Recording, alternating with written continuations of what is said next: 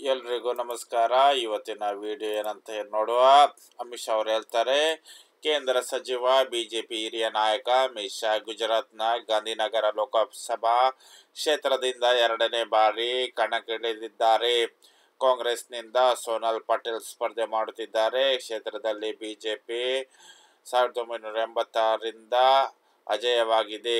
1919ರಲ್ಲಿ ಶಾ 5,55,000 ಮತಗಳಿಂದ ಅಂತರದಿಂದ ಜಯ ದಾಖಲಿಸಿದ್ದಾರೆ.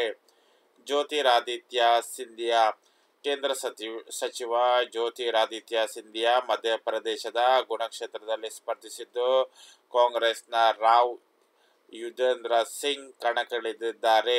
2019ರಲ್ಲಿ ಬಿಜೆಪಿ ಕೃಷ್ಣಪಾಲ್ ಸಿಂಗ್ ಅಂದು ಕಾಂಗ್ರೆಸ್ ಅಭ್ಯರ್ಥಿಯಾಗಿ ಜ್ಯೋತಿರಾದಿತ್ಯ ಸಿಂಧಿಯಾ ಅವರನ್ನು ಸೋಲಿಸಿದ್ದರು. ಬಳಿಕ ಸಿಂಧಿಯಾ ಬಿಜೆಪಿಗೆ ಸೇರಿ ಕೇಂದ್ರದಲ್ಲಿ ಸಚಿವರಾಗಿದ್ದಾರೆ.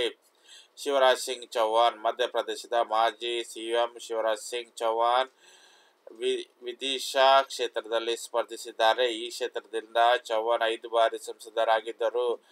ಕಾಂಗ್ರೆಸ್ನ ಪ್ರತಾಪ್ ಭಾನು ಶರ್ಮಾ ಕಣದಲ್ಲಿದ್ದಾರೆ. ಸುಪ್ರಿಯಾ ಸುಲೆ ಎನ್ಸಿಪಿ ವರಿಷ್ಠ ಶರದ್ ಪವಾರ್ ಪುತ್ರಿ ಸುಪ್ರಿಯಾ ಸುಲೆ ಮಹಾರಾಷ್ಟ್ರದ ಬಾರಾಮತಿ ಕ್ಷೇತ್ರದಿಂದ 3ನೇ ಬಾರಿ ಕಣಕ್ಕಿಳಿದಿದ್ದಾರೆ. ಪವರ್ ವರ್ಸಸ್ ಪವರ್ ಈ ಬಾರಿಯ ವಿಶೇಷ. ಬಿಜೆಪಿ ನೇತೃತ್ವದ ಎನ್ಡಿಎಗೆ ಸೇರಿ ಮಹಾರಾಷ್ಟ್ರ ಉಪ ಮುಖ್ಯಮಂತ್ರಿಯಾಗಿರುವ ಅಜಿತ್ ಪವಾರ್ ಅವರ ಪತ್ನಿ ಸುನೇತ್ರಾ ಪವಾರ್ ನಾದಿನಿ ಸುಪ್ರಿಯಾ ಸುಳೆ ವಿರುದ್ಧ ಸ್ಪರ್ಧಿಸಿದ್ದಾರೆ. ಅತ್ತಿಗೆ ನಾದಿಯರ ಪೈಪೋಟಿ ಪರಿಣಾಮ ಕ್ಷೇತ್ರದಲ್ಲಿ ಭಾರೀ ಕುತೂಹಲ ಮೂಡಿಸಿದೆ.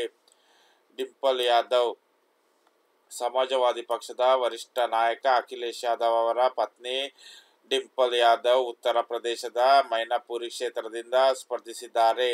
ಈ ಕ್ಷೇತ್ರ ಸಮಾಜವಾದಿ ಪಕ್ಷದ ಭದ್ರಕೋಟೆ ಎನಿಸಿಕೊಂಡಿದೆ.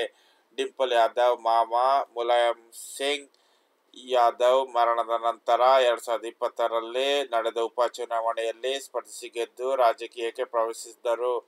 ಡಿಂಪಲ್ 3ನೇ ಬಾರಿ ಸಂಸದೆಯಾಗಿದ್ದಾರೆ.